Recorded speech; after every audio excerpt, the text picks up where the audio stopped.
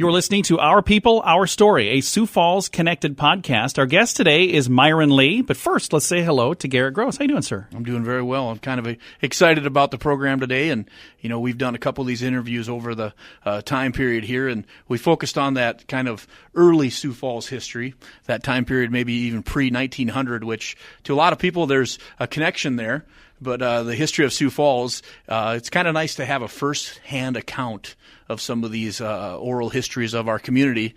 And, that 1900 time period, there's just not people running around. Not a lot of those, no. Whereas the guest we have today, John, you and I, we both grew up in kind of the 80s and 90s. And looking back at our childhood, there was almost a period of nostalgia and romanticism with the 50s. Oh, yeah. With some of the movies that came out kind of talking about the, Grease, for example, and there's no shortage of those American Graffiti, Back Absolutely. to the Future, a bunch of very successful movies that took you back to that era. Right, and looking back at the time between the 50s and the 80s was 30 years. Yeah. Well, where we're at now between the 2000 teens here and the 80s, well, that's 30 years. 30 years, too. And it's fun to get perspective on people that kind of lived in Sioux Falls in the 50s and 60s. And Myron's perspective is very unique because the lens that he looked at of that time period was very unique in itself. And we're happy to have Myron with us today. Nice to be here. I think those the 50s and 60s got to be the greatest time ever to grow up in. And it was a different time. I grew up at a different time, but my father was born in 1946, and I grew up listening to the music from the 50s and the 60s and absolutely loved that. So I have an instant connection. My first job in radio, I played music from that era, and I loved it. Absolutely loved it. Now, at what age did you become a musician, Myron, and what was it that kind of drew you into that?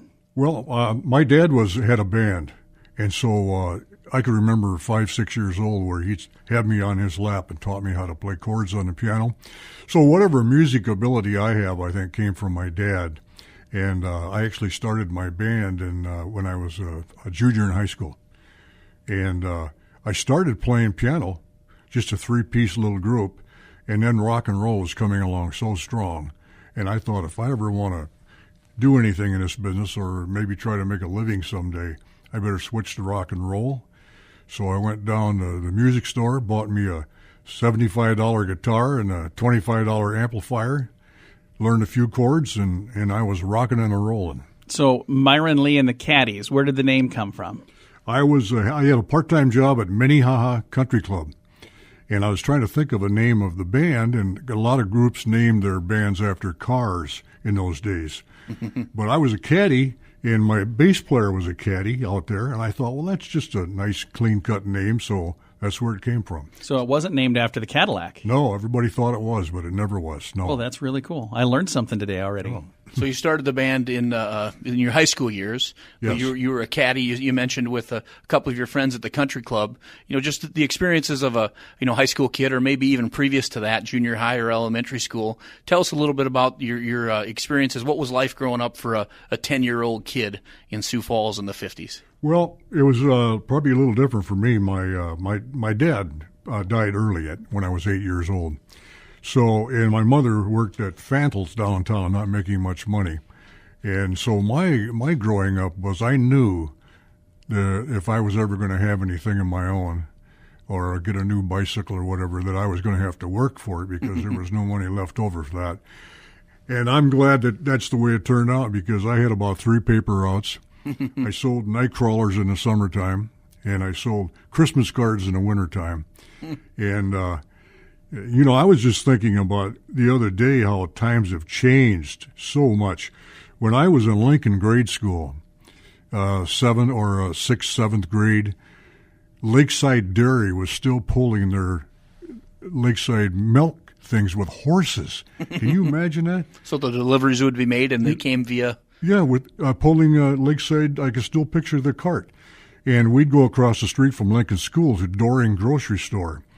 And it seemed like Lakeside Dairy was always there. Of course, when the horses made a mistake in the middle of the street, then you would see people that came along behind them and cleaned up the mess. So what year was that approximately, just ballpark? Golly, that would have to be 1953, 54, right in there. So you mentioned you went to a Lincoln school. What neighborhood would you call that, just to give people reference today? Well, that would be right there at 9th and Grange, and we lived right across the street from Lincoln School. And in those days, you didn't move very much. Of course, we never could afford to own a home, so we always rented. But whenever we would move, it was never more than a block or two away. So we lived in that same neighborhood there for probably the first 15 years of my life. So kind of give perspective, what you described there, just a little bit west of like I'd call the Cathedral neighborhood. Is that accurate? Yeah, we were right on the line there on 8th Street. Beyond north of 8th Street, they kind of called those people North Enders. Right. And we were kind of right on the line. But when I would walk home from school, Comstock, Terry Comstock, Yeah. he was a North Ender. Okay. He went to Cathedral. And he was a couple of years older than me, and I'd be walking down this 8th Street, and he'd throw rocks at me. I mean, there was kind of a difference between the two. Rivalry. So what I'm picturing in my mind is that movie, A Christmas Story, where you've got the kids in their outfits walking home from school, and it's kind of a interesting perspective because there's a group of people that still consider themselves North Enders. And that kind of brotherhood or neighborhood feel that's within that population, it's very strong even today. Oh, sure, and I still hear that today, too. And thinking, you were asked about how it was growing up in those days, during recess, we would go out on the playground on nice days, and we would be playing marbles and games like that. I mean, it was just You didn't have an iPhone? No. Had to keep yourself entertained, and you mentioned you learned to work early in life. With your 3 paper routes and different things. It's just a feeling of kind of hustling to make ends meet. If you wanted something, you had to earn it. And you talked about Fannell's department store where your mother worked. There's definitely things where Fannell's has made a mark in the local community with how big of a department store that was. Can you talk a little bit about that? Well, I remember that it was considered a kind of a pretty glamorous type store, too. And my mother worked in the office. I remember she made $40 a week. Oh, wow.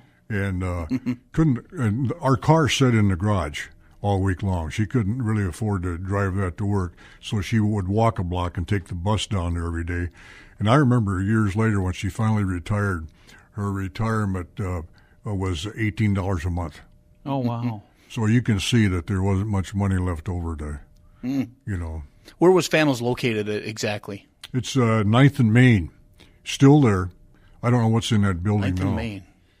But it was taken over by, when they called it not Bell Telephone, but U.S. West. Okay. Because my wife Carol worked for them for many, many years, and that's where they located, 9th and Main.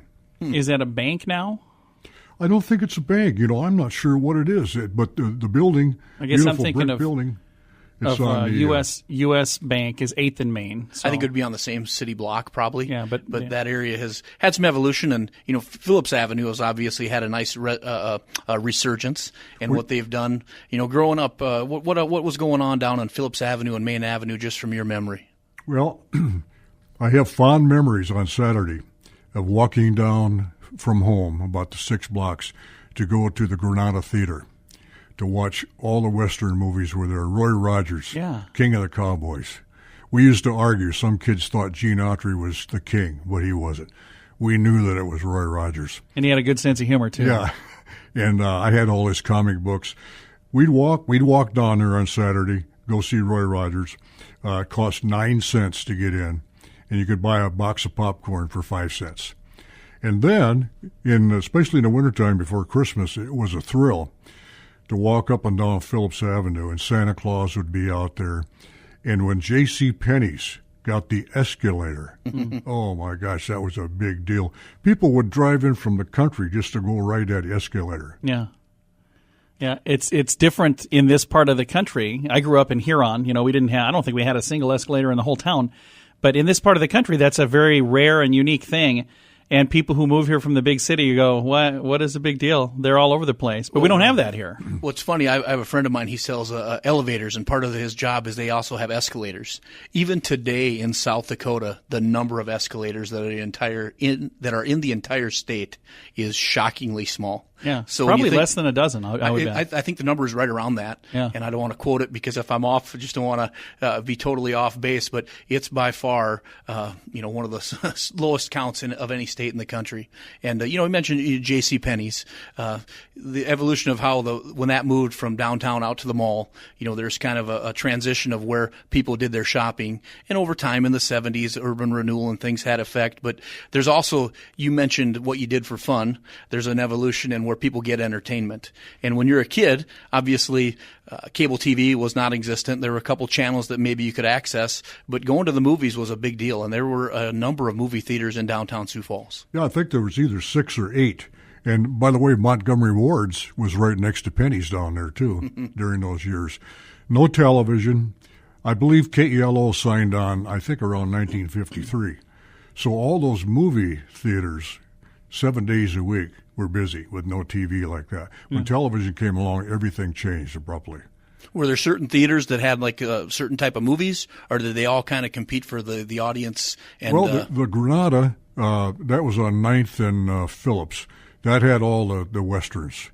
And the State Theater, that was kind of considered to be the elite. I mean, they had a beautiful balcony, and it was a little fancier type theater. Then there was the Egyptian. Where was the Egyptian? The Egyptian was on 10th Street between Phillips and Main. I'd say next door to Club David, kind of by the old Masonic Temple.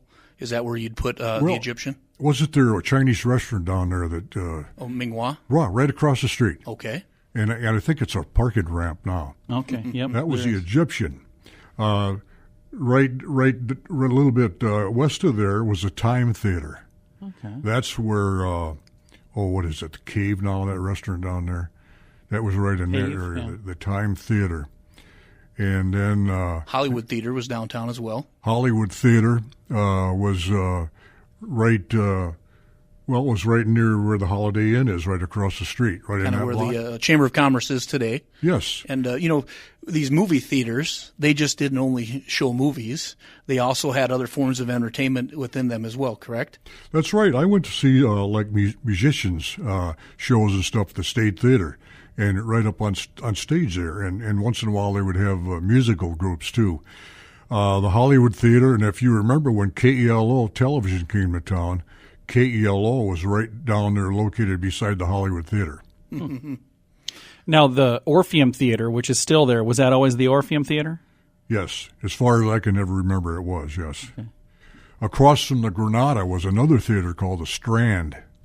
And that was kind of showed kind of Western movies, too. So just by the quick count here, you've named at least 7 or 8 just off the top of your head. We've probably missed 1 or 2 as well. But people get their entertainment from various sources. And I can speak for my father-in-law. He's a similar vintage and experience as you are. He watches Westerns as much as he possibly can. And he sold newspapers as well in downtown Sioux Falls to help pay for, little items to make childhood a little bit easier. But it's just interesting how childhood experiences kind of prolong your entire media viewing throughout life. I bet my father-in-law has seen every episode of Gunsmoke 100 times. Well, I remember when KELO signed on, and we didn't have a television set, but I had a friend in high school, and they had a 19-inch Zenith, and he invited me over to his house that night, and KELO signed out at 7 o'clock that night. Yeah. And I'll never forget, Joe Floyd, the owner of KELO, came on and talked a little bit, and the first show I ever saw on TV was Dragnet. Okay. Oh, wow. That was a big, big deal. Well, it wasn't more than a year later, I saved up enough money, and I was able to buy a television set for our family with paper route money. What are we talking? What was the investment for a kid to buy a TV set? Well, I would go into Sioux Falls Music, and the owner was Bob Niblick. And I'd go in and buy my little 45 records in those days of Gene Vincent, Elvis, and all my favorites. Yeah. And I kept looking at that Zenith TV set in there, and one day the owner said, he says, Myron, you're sure looking at that television all the time. Why don't you buy it? No, I'm like 16 years old or 15. Yeah. And I says, Bob, I don't have enough money. He says, well, how much? It was $199. Oh, wow. And plus the turntable. You remember those old turntables? Oh, yeah. That was $10 more. Okay. So he said, well, how much money you got? And I says, well, I've got $100 saved up. Wow. And he said, well, why don't you give me the $100, and you can pay the rest off so much a month. Can you imagine doing that? 16-year-old kid, just a young kid. Yeah. And I says, well, Bob, I could pay you $10 a month. Well, he said that would be fine. Well, he said, awesome. Take that home with you, and what a thrill that was. Yeah. To have that TV at home. What year would that have been? 1953 or 4. Nice. But Kello had not quite signed on yet, so we had to watch Channel 9 out of Sioux City. Yeah. And there was a lot of snow. Okay. But just to see any kind of a picture at all, Big that deal. was a big thrill.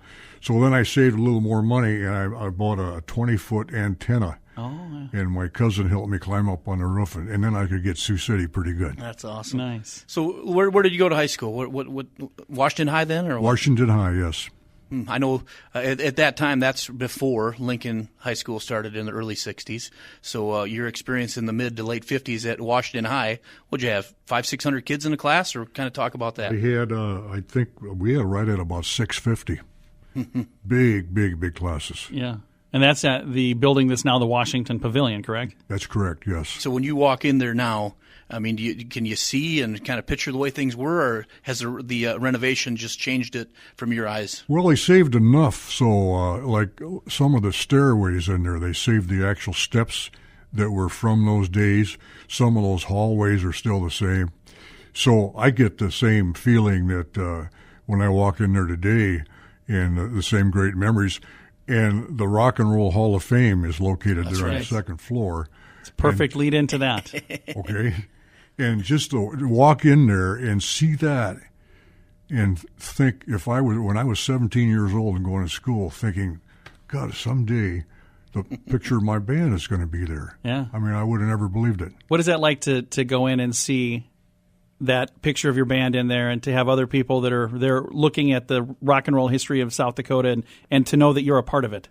Well, it's just amazing. I mean, all the things that happened to me, it's like, well, let me put it this way. If you were a young kid in those days, in the 50s growing up, you either wanted to be an engineer for a train. I mean, that was a neat thing. Yeah. Or maybe a jet pilot. I mean, that would be pretty cool. Yeah. But to be in a rock and roll band, I mean, that was kind of the ultimate. Yeah. And for me to come along, I always say I was born at the right time. Yeah. I mean, I was born at the right time with some kind of music ability, and it just all fell into place. That's awesome. So, you mentioned you bought the amp, you bought the guitar, you started practicing. What were some of your mentors or people that you looked up to and said, hey, this is the style of music that I want to play? Well, of course, Elvis. I mean, he's got to be the king. I mean, he had not only the voice, he had the looks. I mean, he had everything. Of course, I was a big fan of Buddy Holly then, and I was a fan of everybody. I mean, I was like everybody else in high school, KIHO radio, 1270 on your dial. You never forget that. That was our top 40 station. Is that completely gone now? No, 1270 is still there. It's called... It's a different name now. In fact, I'm not sure what it is. It might be a religious station now, but it's still there. The old tower south of town is still there. Very nice. Mm-hmm. So you got your group of buddies together. You started practicing in the garage, in the basement. Where did you kind of practice your trade? And then secondary to that, you had to have your first gig. Was that at a local dance? Was it for some friends? Or do you have any memories of that at all? We usually practiced in either my basement or our drummer Dick Robinson's basement. And the first job I can ever remember is we played a little high school dance. I think it was in Coleman, South Dakota. Okay. And then KELO Television had a show on Saturday morning called Tomorrow's Stars. Gwen Gustad, she ran that show. So a typical kid, I wrote her a letter and I says, can we please be on your television show? At that time, I'm still playing the piano, and I got a string bass player and a drummer, and playing a lot of big band music yet. And I got down there, and we were on television, scared to death. And after the show, Gwen come up to me. She said, would you guys come back every week, and would you play the background for some of the singers that want to sing but don't have any people behind them? Nice. So it kind of got a foot in there. And within a year's time, that's when I decided the piano's got to go. That's when I went and bought the guitar. Well, that's kind of neat. How old were you when that happened? 16. And you were working for the local TV station every weekend. Yeah. Life could have been worse. There was no pay there, but I mean, it was a lot of exposure. It was such a thrill to, can you imagine that when you walked on, hey, I saw you on television. Oh, that was a big deal. And that probably didn't hurt to help you get some bookings for the band, I suppose, either. No. What helped with that, the first ballroom we ever played was Groveland Park in Tyndall, South Dakota. Got that job because I knew the band leader that was there, and he said, would you guys like to come along, and we'll play the dance job at Groveland Park, but you guys we take 15-minute intermission every hour. You guys can play the intermission, play the rock and roll. Nice. Well, before the night was over, they didn't want to hear his old band anymore. In fact, I was a little embarrassed. They wanted to hear rock and roll. So you guys had encore after encore after encore. And not only that, we got booked in there right away. And on the way home from that first job, I told the guys in the band, I said, we got to get a record. I mean, I didn't have a clue how to do any of that stuff, but I said, we have got to have a record. So that's how that all started. We did get a record, and I wrote a song called Rona Baby. The top 40 station we talked about, KIHO, put our record in rotation, they called it in those days, played that song about every 45 minutes, 24 hours a day. Awesome. And the telephone started ringing.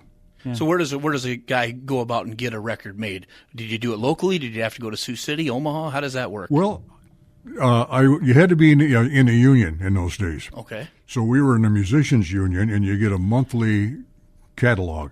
And in there, it said, company out of Minneapolis, St. Paul, Minnesota, HEP Records, H-E-P. You can record up there and for $400, and then you get 445 records. Oh, wow. I thought, wow, I had saved up enough money by then, so one cold November day, we drove up to St. Paul, and I thought, boy, this is going to be neat. We're going to be in a nice studio and all this. Well, it was in an old warehouse. Oh, wow. And they hadn't turned the heat on. It was about 60 degrees, and it was hard to keep the guitars in tune. It was chilly. But they had two big Ampex recorders, one in the main room. And you remember those big old Ampex? Oh, yeah. And then they had the other one about 50 feet away in the women's restroom. And that's how they got the delayed echo between those two machines. So we recorded Rona Baby. We had a top 40 hit on your local stations, Sioux Falls, Fargo, Minneapolis, Omaha. Nice. And we started getting a lot of work. So the types of music that you played, was it a combination of original work and then some cover tunes, or how did that play out? Well, I get a kick out of the cover tune thing, because if you wanted to have a band and you wanted to stay in business, you better be playing things that people want to hear, and you better be doing what they call cover songs. I mean, I listened to the top 40 stations, and we played all the top hits. Yeah. That's what people wanted to hear. That's what they still want to hear. And then mix in a little bit of your own? And you had a lot of bands that come out and they play their favorite album cuts and stuff that they want to do. People don't want to hear that. They're playing for themselves instead of for the audience. Yeah, and they last about 6 months or a year, and then they're gone. We played and if you got a request 2 or 3 times from the audience, you better be doing it. Learn how to play that one, yeah. Yeah, and we did. So we're approaching the anniversary of the death of Buddy Holly, the day the music died. That's coming up here in February. It's the 60th anniversary. First of all, did you ever play that ballroom over in Iowa and in Clear Lake, Surf Ballroom? And then also another question, do you remember that day and your recollection of that day? I do remember that day very well, and yes, we did play that ballroom. Played it once with Bobby V when we were traveling with him. Played it once with Buddy Knox when we were traveling with him. Played it a couple times on our own. And by the way, my wife and I went down there a couple of years ago just to go back and see that. It hasn't changed a lick. They have restored that. Yeah. It's just, in fact, all the autographs are back in the dressing room. I can still see our autograph back there from 50 years ago. I was there 15 years ago. It was the 45th anniversary, and I just remember how when I walked in there, I could almost like hear the music playing. It was really neat. It was a fascinating thing to go. So how did you hear about the plane went down? Is it something on the radio, or did you see it in the paper? I was coming home from somewhere, and yes, I heard that on the radio. And here's the funny thing. As we all know, they were going to play Moorhead, Minnesota Yeah. the next night. My girlfriend and I, who is my wife now, Carol, we had already bought tickets for Shore Acres Ballroom in Sioux City for that show. And they didn't stop the show back in those days, even after that crash. That band, after that Moorhead, they went to Sioux City and played the next night. And my wife and I were there, and they flew Frankie Avalon in and Dion. Remember Dion and the Belmonts? They flew them in, and we went down and watched them. And I was kind of amazed because the Crickets were sitting behind, you know how the big bands sit behind a thing where their music is sitting there? Yeah. That's the way their stage looked. Huh. And as you probably know, Waylon Jennings was the bass player for the Crickets. Yeah. I'm assuming it was a very somber tone. They had a job to do, but there's no way that there was an energy that would be behind that band. You gotta kind of have a time of mourning, I would assume, right? Well, I think it was just kind of a shock, but I remember I could still picture standing there with everybody else, and because I was a big Frankie Avalon fan too, but the place was packed. I remember that, and I still think about that. Still think about that today, and 60 years ago.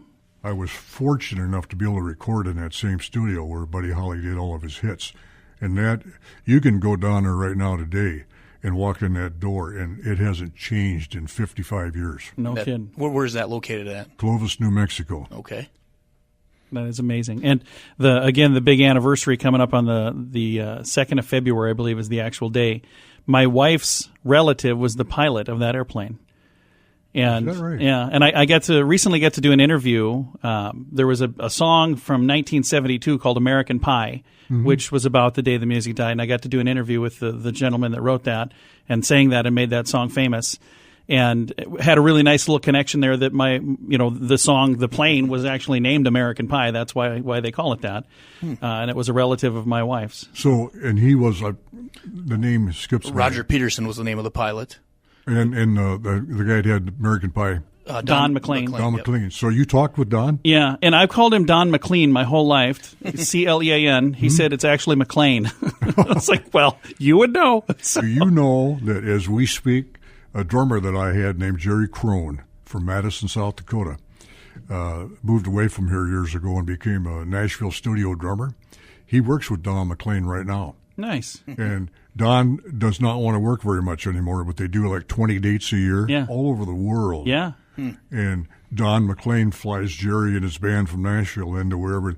They'll go to London. One time he called me a couple winters ago on the phone, Jerry Crone, the drummer. He says, "Boy, you sure got a lot of snow down there, don't you?" I says, "Well, how would you know that?"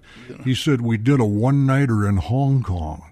Oh, wow. And flying back to Nashville, they flew over South Dakota in Don McLean's jet. Can you imagine that? a one night? Yeah, you fly over they for do one that. night. Hey, They do supply that. and demand. He's got a following, and it's a rabid following to that nostalgia I was speaking of earlier. It's there for a lot of people, and you got me kind of wondering. You had your band here locally. Were there any other bands that were of similar success that didn't make it to necessarily your level? But I'm assuming the music scene here in the '50s was probably pretty strong. Towns like Sioux Falls. By 1965, I would say there was probably 50 or 60 rock and roll bands out of here. Same way with Fargo. Same story up there. And we were lucky because there was only one other band that I ever heard of called the Burns Boys out of Pierre, South Dakota. They played rock and roll. So we were in on the ground floor, and I was blessed to have great musicians from Washington High School. Yeah. I had a guitar player named Kurt Powell, and anybody that remembers the days, he was as good as anybody in the United States. Nice. And I had a saxophone player like that.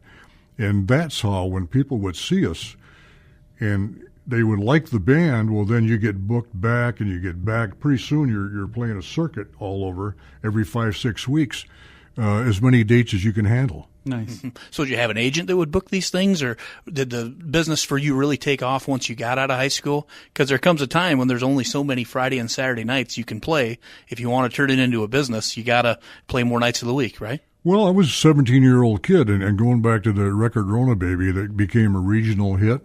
Yeah. There was a guy named Jimmy Thomas who had a big band. The big band business was going broke. Everybody wanted rock and roll. So his wife told him, that kid's got that band in Sioux Falls. Jimmy was from Laverne, Minnesota. You go over and talk to that kid. You see if you can book him. And he didn't come over, and he didn't come over. Well, one day he called me, and he went down to see us at the old Club Cabana on Phillips Avenue, across from the Hollywood Theater. And I'll never forget, he used to laugh. He says, I walked in there, and he said the music was so loud. He says, I could hardly stand it. You know how loud rock and roll was. And he was 20 years older. And he says, I couldn't hardly stand the music, but I looked around, and he said the place was packed. Yeah. They used to have bouncers on the doors, and they wouldn't let anybody else in until somebody left. Yeah. So anyway, I was too young to sign a contract. My mom signed a 5-year contract, and Jimmy knew all the operators, all the ballroom operators, and he booked us like 6 days a week. Awesome. So that sounds like a pretty good break. In anybody's career, anybody's work history, there's a couple moments where, hey, that was a pretty big deal. And as things progressed over that 5-year contract and maybe over the course of time, what other big events happened where, hey, that was a big deal? Or you've got some experience with, the name that comes to mind is Dick Clark. Kind of walk us through the process, how you got connected with him. Well, here's what I say about that. I mean, how's a kid from South Dakota say, hey, I want to work with Dick Clark? I mean, how are you going to do that? Buddy Knox had a song called Come Along and Be My Party Doll. Yeah. He wrote that song. It was #1. He came to Sioux Falls. The booking agent I just told you about booked us on that show with Buddy. Nice. Buddy saw my young band, and he thought, hey, rather than pay my band full-time wages, and he didn't work all the time, he talked to Jimmy. He said, hey, can I hire that kid's band when I go out on tour? Buddy, I was a big fan of Buddy's too. I had all his records, and here, all of a sudden, we're working with him. We did a Canada tour one time, coast to coast, 3 months. Got to know Bobby V through Buddy Knox. Bobby V was from Fargo, sold 50 million records. Now get this. Pretty soon Bobby V calls me, wanted me to do his tours with my band, which we did. One day I'm riding in the car with him. Bobby V's wife went to Fargo High School with Dick Clark's second wife. Really? Okay. This is how it all plays out, see? I'm riding in the back seat of Bobby's car one day coming back from Wisconsin. He says, I was talking to Dick Clark, and we're going out on a Caravan of Stars tour in November with 12 major acts. Dick Clark asked me if I knew a band that could back all these people. He said, Bobby told him, he says, I got one right here. And so Bobby turns to me, he said, Myron, would you be interested in doing that? Would you be interested? Yes. You know what my first reaction was? Scared to death. Oh, I suppose. I thought about, because we were gonna go to New York and rehearse there. I mean, there again, 20 years old. A different life experience. And I thought about it for about 30 seconds, and I knew that I would never live it down if I said I don't think I can handle it. Probably don't get that asked a second time if you don't say yes this time. No. So there we go. Buddy Knox got us to Bobby V. Bobby V got us to Dick Clark. And we did the 1963 Dick Clark tour all over North America. Started in New York City. And then Dick Clark called us back again in 1965, and we did another one like that. One of my favorite musicals that it's been out for about 10, 12 years now is Jersey Boys.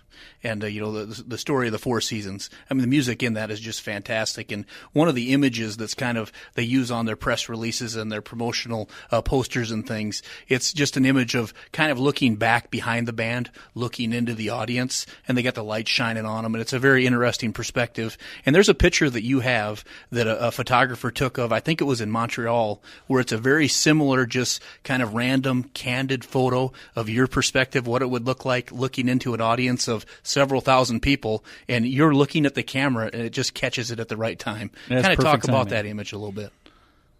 1963, Montreal, I can picture it right now. It was 10,000 people there. Wow. On that show we were on that show with Bobby V, Dion, remember Dion, yep. Buddy Knox, a couple of Canadian acts. And before the show, a local photographer came up, and he said, hey, would you like me to take a photograph of your band when you're on stage? And you run into this quite often. I said, well, how much? And I think it was like $5 or $10. I said, yes. Well, he says, you give me your home address, and I'll get them developed afterwards, and then I will mail them back to South Dakota, and they'll be there when you get home. So picture this, right? We're on a stage, 10,000 people, and there's a balcony behind us where people were also standing behind the stage. And he said, I think a neat shot would be, I'll go up in the balcony, and you give me a clue when you're going to turn around. So I said, okay, this will be our first song. When I announce that song, I will turn around and look at you. And then he snapped that shot. Nice. I mean, how are you going to get a deal like that? It's a powerful image. I mean, it is. Awesome. I mean, I've used that. That could be an album cover. It was a book cover for us, yeah. Yeah, I can see why. It's good. Do you remember the photographer's name by chance, or not even close? No, but some you guy, know, Francois Lebeau, or some type of real cool French. But you know something? French I was name. a saver. My wife would like me to throw it all away, but I saved letters. I saved everything. Yeah. I'll bet if I'd have looked hard enough, I could probably find the bill that he sent me. That's awesome. Were there ever any other venues that kind of had that level of energy? I mean, have you played like Radio City Music Hall or anything like that? Any other venues that stick out that you played over the years? Well, there was a lot of them like that. I mean, that one, there were several of them like that. I mean, we played Montreal, played Ottawa, all your big cities in Canada. But, I mean, there was a lot of those big areas up and down the East Coast where we would have 20,000 people. I mean, Dick Clark, that first tour was like 6 weeks. I mean, we played all the major cities. Now, reeling it back in close to home here again, back to Sioux Falls, the El Riad Shrine, which is what it's called now, was a ballroom back then. I'm assuming you've probably played there a time or two. Probably played there 100 times. But, you know, that's where they had the teen hops on Thursday night. So what was it like to play in that venue, and when was the last time you played there? When I was in high school, about a junior high school, I stood there. I went down to see Sonny James. Young Love, you remember Sonny James had a #1 hit. Sonny James. So I'm standing out there with 600-700 other teenagers, and I looked at him, and I seen the reaction, and I was just starting out, and I thought, here's what I thought. You know, he got a way better voice than I ever had, but I said, you know, if he can do that, I can do that too. Yeah. And that's just was my mentality. Love it. Yeah. And that's where I made up my mind, this is what I'm going to do. Well, and so many times there are people who sabotage themselves because they, instead of saying, if he can do it, I can do it too, they go, well, I could never do what he's doing. It's a mindset. But it's good that you had the right mindset to say, I'm going to do it. And look how it turned out. It turned out okay, didn't it? You spoke. When I think back of it, I just can't believe all the things that happened to us. Take the next step, and you take another step, and before you know it, you're 50 feet off the cliff, and there's no way you can go back. Can I tell you a quick story about Dick Clark? Let's hear it. So we drive to New York. We rehearse in New York City. No, we drove across to Teaneck, New Jersey. We drove across the river, rehearsed for 5 hours, 60 songs with 12 major acts. People that I had seen on television, the Ronettes, Conway Twitty, Brian Hyland, all these names. I'm taking notes as fast as I could because I got to count all these songs off. I mean, I was responsible for, you know. So I'm scared to death, getting ready to walk down in the dressing room. It's like 5 o'clock. The show's going to start in 2 hours. I open the door, and I'm scared to death. I want to go back to Sioux Falls and hide. I mean, I wonder how we're going to do this, you know. The first guy that comes walking towards me is Dick Clark. Can you imagine that? Yeah. He sticks out his hand, and he says, I'm Dick Clark, it's just as if I didn't know. Kidding. You know? Yeah. I'm Dick Clark. He says, Myron, he says, Bobby's told me a lot about you and your band. I says, and I was honest with him. I said, Dick, I says, I'm nervous. I says, I'm nervous about this tonight. And he was so calm. He says, Myron, he says, I've been through this so many times. He says, I've been listening to you guys this afternoon. He says, you might make a mistake here and there. And he says, all these people are going to be loving that music tonight. They aren't going to notice a thing. And I want to tell you one more thing. He says 3 or 4 days from now, it's going to smooth out so good that you're going to look back at this and laugh at yourself. Yeah. And I'll never forget, 4 days later, we're in Utica, New York, and I'm listening to that band. I'm thinking, God, that sounds good. You know? Yeah. That's awesome. He's perfect. Kind of a voice of reassurance and confidence. And just hearing you talk, it's amazing to me that, you know, you're 16 years old, you're saving up money to buy a guitar, you know, from various forms from Sioux Falls Music here. Fast forward 7 years, and you're shaking Dick Clark's hand in the back room of one of these ballrooms. That's awesome. And, the funny thing is, everybody asks, well, how was Dick Clark to work for? We had a night off one time, and he rented a hotel room and paid for all the food, all the drinks. One is to set up the band, and then everybody on the show would do somebody else's act, like Little Eva, Locomotion. Oh, yeah. Bobby V took her, he sang her deal, and everybody would. Oh, nice. And afterwards, everybody cleared out about midnight, and guess who has to pack all the equipment up? Carry it down to the elevator and then down to the bus so we could leave the next morning. We had 2 big custom buses. Everybody else is gone, not Dick Clark. He stayed there, and he is carrying bass drum cases and amplifiers through the elevator, and he didn't leave us until all that stuff was done. Nice. And he was already a multimillionaire then. That's the kind of guy he was. That's nice. Awesome. You mentioned it to me earlier before the conversation today is, to me, that's kind of the pinnacle of your career. I mean, come on, that's kind of tough to beat. But you mentioned your perspective on, the Beatles and the British invasion and kind of what that did to the music marketplace. Kind of talk about that a little bit. At British invasion, I didn't like the Beatles for a long time. After when they came over here, they ruined the business for all the American acts. I mean, there was very few people out there working, like maybe a guy like Neil Diamond. He was always able to work. But can you imagine going through all that and all those big shows, coming back? I had to come back and start from scratch again. Yeah. Not running them down, but here we are playing New York City one day, and now you're back playing the Moose Lodge. Yeah. The Elks Lodge, and playing all these little ballrooms. And that went down to nothing, I'd say, for 6, 7, 8 years. What specifically do you think that was the impact with that type of music? Was it just a different style, or they kind of simplified it to the point? Kind of expand on how did they impact the industry so much from they just had that different sound. And you remember how the Beatles looked, the way their hair was cut? We thought they had a lot of hair then. Yeah. If you go back and look at it now, it doesn't look so long anymore. Right. No.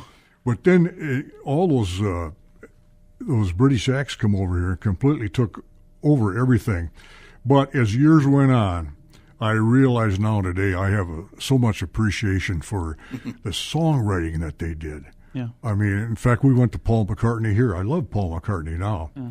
Played with the Rolling Stones once. Yeah. And I mean, now I think back, I mean, it's amazing. That's awesome. I went to a program called Ricky Nelson Remembered, and it was the Nelson boys that I knew from, when I was growing up. They had a hit in the early 90s, couple hits. But they kind of shared their dad's perspective. And same thing, that when all that happened, a lot of these people that he worked with, they were out of work. And he said it was really bizarre because we had this guy that was sleeping on our sofa. We just called him Uncle Bob. We didn't know who this guy was. And it was years later, we realized what a big deal it was that Bob Dylan was sleeping on our sofa. He had no place to go, and they went through all of these different people that, went from this booming, successful career to all of a sudden the British invasion happened and they were struggling to get bookings, So we had the same thing here as well then, it sounds like. Well, I was a big fan of Ozzie and Harriet television show. Went out, Dorsey Burnett produced a record for me in Hollywood, California at United Studio, and he had a studio band. They wanted to use studio bands then for records, not live bands. So I fly out there, and so we go to the studio. Dorsey Burnett was good friends with Ozzie Nelson. Yeah. Okay, we're driving to the studio. He says, "Mar, I got to pick up a guy here. He's going to play rhythm guitar. You got to have 5 guys on the session for the union." This guy gets in the car. He says, "I want you to introduce you to Glenn Campbell." Glenn Campbell hadn't had any hits, but I knew who he was because he was a session guy that I had read stories about. Yeah. Can you imagine having Glenn Campbell? Yeah. He's on my record. We go to the studio, and here he's got Ricky Nelson's band. Yeah. James Burton on lead guitar that day. Oh, wow. Joe Osborne on bass, played bass on that, and he had Ricky Nelson's guys.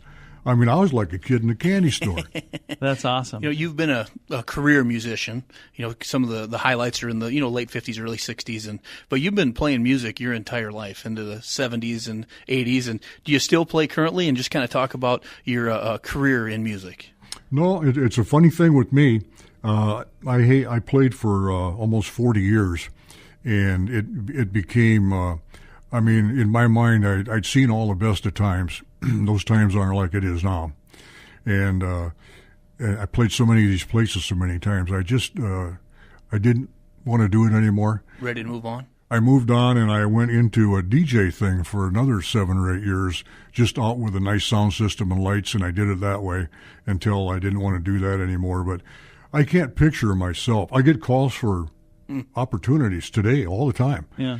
But I can't picture me leaving the house anymore at 8 o'clock at night and going out and playing till midnight or 1 in the morning. Do you ever go in the basement and just kind of play a little bit for yourself? Or No, I just it just seems like I must have. I know it's strange, but I think I filled my quota. Do you have some records that you put on and listen to once in a while that maybe are some favorites that are go-to records? Oh, sure. And my car is almost every day is 98.7 KISD. There you go. Myron Lee, and he does all. Oh, I still love all that, just like I always did. Yeah, sure. The thing I love about music is it is such a personal thing for everybody. Everybody has kind of their own favorites, but that's also something that brings us together. You know, you'll find somebody that you've never met before, but the three of us right here, you know, I met you today. I've known Garrett for a while. If we wanted to, we could sing probably 1,000 different songs we all know the words to, and it could bring us together.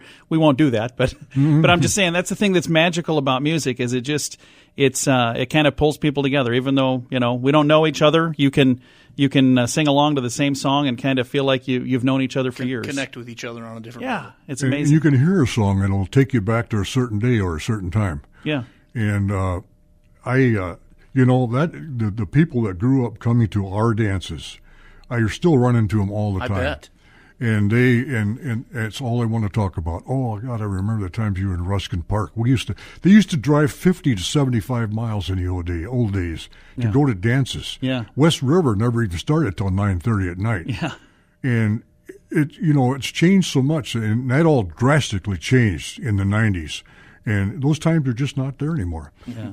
I actually feel bad for the bands coming up nowadays because they don't have a clue. I love the local music scene when it comes to kind of seeing what's out there, what they're doing. And you just hear of little things like, hey, you got to check out this band, you got to check out that band. But your reference to the late 50s, early 60s, with there being 40 to 60 local bands all competing for that entertainment space, that had to have been a great time. And kind of that's the purpose of doing this specific podcast and having you on the program today, is just to kind of let people know about the way things were and just kind of your perspective. And there's a lot of people that know you in the community, but there's also a generation of people that haven't had no clue of what you accomplished and the people in your band. And, different times, but the stories are great. And Sioux Falls definitely made their mark in the music. Sioux Falls definitely made its mark in the music industry. And we appreciate you sharing your story here today. Myron, thank you again for being here. Thanks. I loved it. Thank you very much. We have a special added bonus here. After we were done recording the podcast, Myron was sharing a story that I just thought was amazing. I clicked record kind of in the middle. He was telling us a story about the time that he had a chance to work with the Rolling Stones. Of course, we knew who they were. They already had 2 or 3 hits. But they didn't say nothing to anybody. And we noticed they wore the same old brown suits every day. We changed. We had different changes and stuff. And we kind of figured, they think they're too good for us. I don't care one way or the other. They don't want to talk to us or join in with the rest because we're all over there laughing and telling jokes and stuff. Get this is really funny. So we were with them for 6 days. 20 years later, my drummer, Stu Perry, moved to Minneapolis. Keith Richards, the Stones guitar player, goes out by himself once in a while because the Stones don't want to work all the time. Keith Richards has got his own band at the Target Center. Yeah. My drummer goes. Afterwards, my drummer's standing in line, and finally gets up. He says to Keith Richards, he says, "Keith, you'll never remember this, but we played for you a week in San Antonio in 1965 or whatever it was." And you know what he said? Myron Lee and the Caddies. Stu about dropped over. He says, "How in the world would you ever remember that?" He says, "Because you were the first American band we ever worked with. It was our first trip to the United States, and we were in awe of you guys." That's awesome. So here, we thought that... Well, I'm recording in the middle. I kind of jumped in the middle. So we thought that they were the ones that were, and it was us. They were nervous. It was turned around. I mean, they thought they were too much better, and it was backwards. To make your day. Again, for Myron Lee and for Garrett Gross, I'm John Small. This has been a Sioux Falls Connected podcast. Our people, our story. Thank you so much for listening.